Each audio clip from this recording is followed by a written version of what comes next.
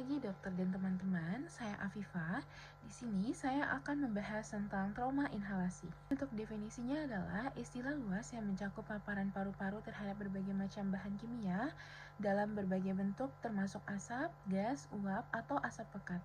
Penyebab dari trauma inhalasi meliputi paparan asap kebakaran, cedera termal akibat udara yang panas yang merusak saluran nafas atas, paparan bahan kimia toksik seperti karbon monoksida dan sianida, serta paparan gas iritan industri.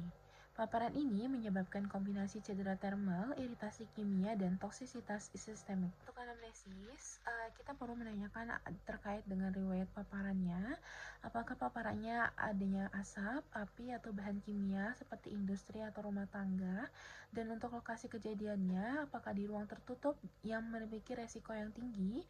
Dan untuk durasi dari paparannya, dan selanjutnya ditanyakan juga terkait dengan riwayat kehilangan kesadaran. Lalu biasanya terdapat gejala respirasi seperti adanya sensasi terbakar di hidung atau tenggorokan, batuk atau peningkatan dari sputum, stridor, dyspnea, ronki atau wheezing, dan odinofagia. Selanjutnya, biasanya terdapat juga gejala sistemik seperti sakit kepala, delirium atau kebingungan, halusinasi, penurunan kesadaran, hingga koma. Dan penyebab terseringnya ada hipoksia. Pemeriksaan fisiknya, fokus utama dalam pemeriksaan adalah jalan nafas, sistem respirasi, dan tanda luka bakar pada wajah.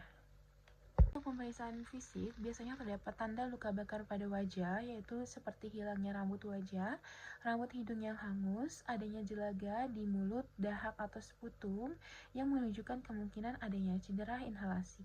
Juga tanda dari gangguan respirasi seperti penggunaan dari otot bantuan nafas, tachypnea, cyanosis, ronki atau rales atau wheezing, yang menandakan adanya gangguan ventilasi dan obstruksi dari jalan nafas.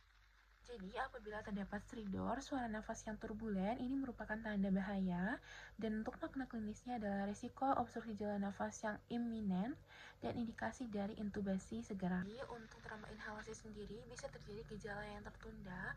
Untuk mekanismenya adalah terjadi pada saluran nafas bawah yang disebabkan oleh paparan zat kimia yang toksik, yang zat ini bisa melalui jalan nafas atas tanpa gejala awal. Contoh agen penyebabnya adalah oksida nitrat yang dihasilkan dari pembakaran kain atau selulosa yang tidak larut dalam air. Efeknya terdapat kerusakan paru yang muncul secara lambat. Untuk konsep dari gejalanya, kerusakan ini dapat muncul hingga 72 jam setelah dari paparan.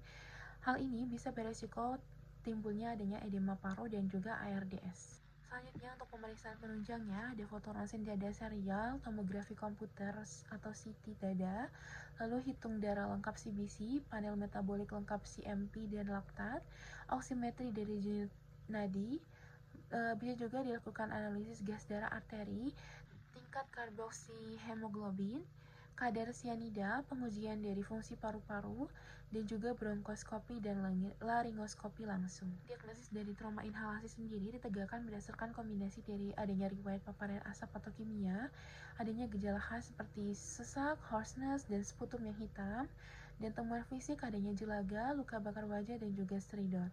Dan konfirmasi dengan bronkoskopi terdapat inflamasi pada mukosa, sut, dan juga edema. Tata laksananya, prinsip awalnya adalah segera hentikan dari paparan, evakuasi dari lokasi kebakaran atau paparan, dan prinsip utamanya adalah perhatikan dari airway atau jalan nafas dan juga breathing-nya, dan stabilkan pasien secepat mungkin. Untuk manajemen jalan nafasnya adalah pertahankan airway yang aman dengan menggunakan intubasi dini untuk pencegahan dan tracheostomy bila diperlukan. Untuk mekanisme dari obstruksinya adalah penyebabnya bisa karena edema, perdarahan, dan juga desquamasi dari mukosa. Sehingga untuk penanganannya bisa dengan pulmonary toilet atau toilet paru yang agresif dan membersihkan sekret dan juga debris. Bronkodilator digunakan untuk bronkospasme dan reaksi dari jalan nafas. Jenisnya ada beta-2 agonis yang contohnya ada salbutamol dan albuterol. Untuk antagonis muskarinik contohnya ada tiotropium. Terbukti meningkatkan fungsi paru. Yang tidak direkomendasikan rutin adalah kortikosteroid. Dia tidak terbukti bermanfaat secara klinis dan juga antibiotik profilaksik tidak dianjurkan. Antibiotik diberikan apabila sudah ada pneumonia yang empiris. Bisa juga diberikan antikoagulasi heparin nebulasi, yaitu dengan dosis 5.000 sampai 10.000 unit tiap 4 jam. Dan mekanismenya bisa menurunkan dari inflamasi dan menurunkan dari fibrin cas atau sumbatan. kombinasi dari NaC ditambah bronkodilator.